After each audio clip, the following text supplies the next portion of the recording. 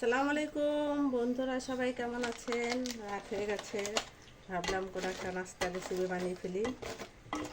এই নাস্তা রেসিপির কোনো নাম নাই, মন চাইতেছে ঘরে যা যা উপকরণ ছিল সব কিছু দিয়ে বানাচ্ছি।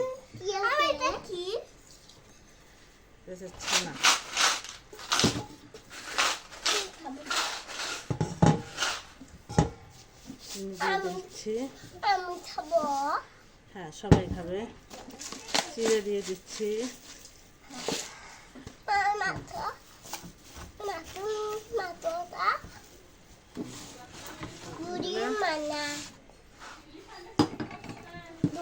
ভালো করে এখন মেখে নিই।